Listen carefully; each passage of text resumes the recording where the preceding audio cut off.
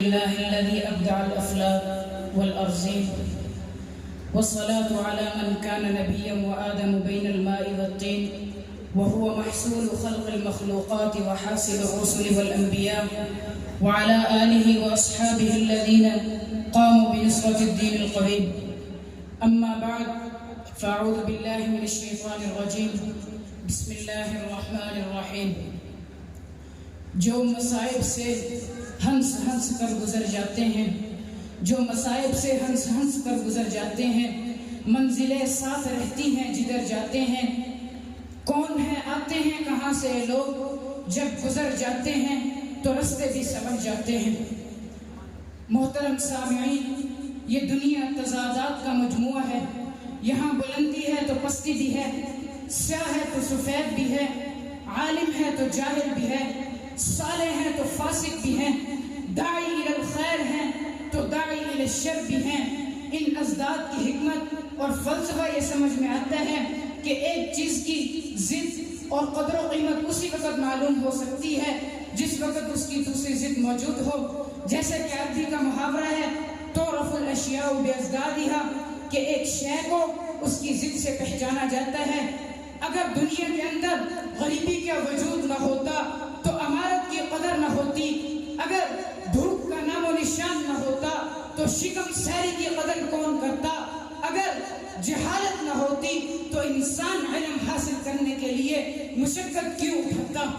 بس جب زمین کی پشت جاہلوں سے خالی نہیں تو ضروری ہے کہ علماء حق بھی موجود ہوں، اور جب ضلالت و گمراہی کی طرف بلانے والے موجود ہیں تو ضروری ہے کہ حق و صداقت کی دعوت دینے والے بھی موجود ہوں، اور جب شکوک و شبہات پیدا کرنے والے بہت ہیں تو ضروری ہے کہ شکوک و شبہات کے کانٹے نکال کر دلوں کے اندر ایمان و یقین کو پیدا کرنے والے بھی ہوں. جب فرعون اور قارون کے وارثوں سے دنیا خالی نہیں تو ضروری ہے کہ بزم جہاں سے انبیاء علیہ السلام کے وارثوں سے بھی خالی نہ ہو.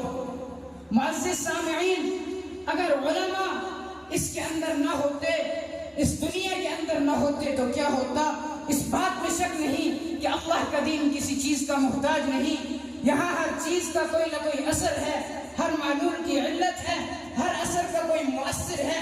لیکن عالم اسباب کے پیش نظر کہا جا سکتا ہے اگر علماء نہ ہوتے تو اولیاء اور اتقیاء نہ ہوتے، اگر علماء نہ ہوتے تو عوام کو عقائد اور عبادات حلال و حرام سے غافل رہتی، اگر علماء نہ ہوتے تو اکبر جیسے سربھیروں کو دین اکبری کے ایجاد کرنے سے کون روکتا. تاریخ شاہد ہے کہ جب کبھی کوئی فتنہ رونما ہوا، جب کبھی اسلام میں تحریف کی کوشش کی گئی تو ان کا مقابلہ کرنے والے یہی علماء کرام ہی تھے.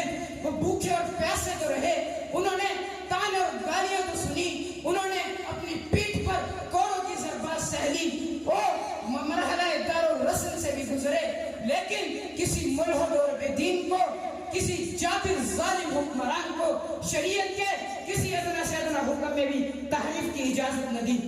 معزز سامعین، اسی متحدہ ہندوستان میں جب انگریزوں نے عیسائی مشینریوں کا جال بچھا دیا اور اسلامی عقائد کو بگاڑنے اور اسلامی تاریخ کو مسخ کرنے کی ناپاک کوشش کی تو ان کا مقابلہ کرنے والے بھی یہی علماء کرام ہی تھے.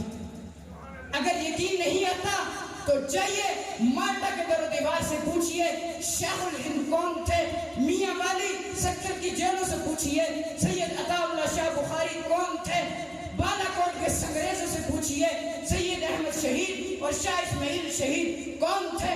ان درختوں اور پھانسی دروں سے بھی پوچھئے جہاں حق بولنے والے پاکیزہ انسانوں کی ناشیں لٹکتی رہی کہ وہ عظیم انسان کون تھے جنہوں نے دین کی حفاظت کے لیے اپنا سب کچھ قربان کر دیا.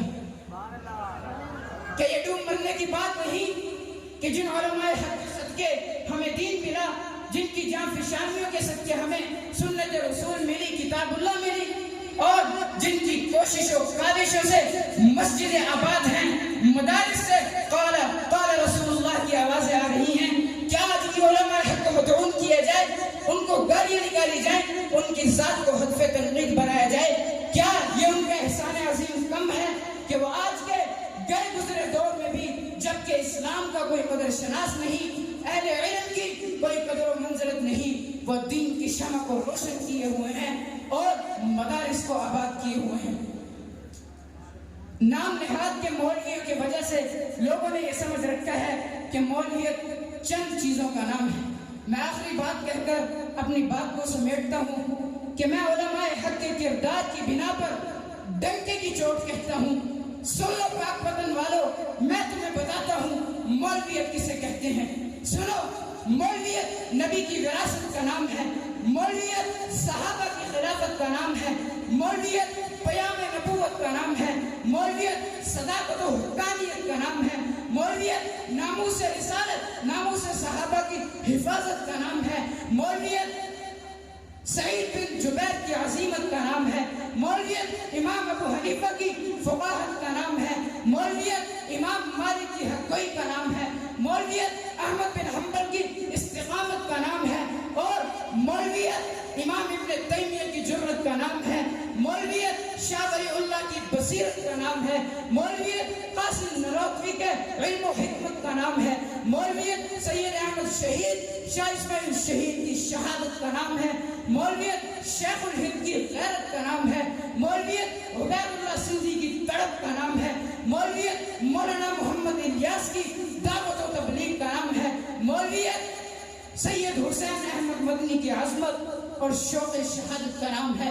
پاک وطن والو، اس کو مولویت کہتے ہیں۔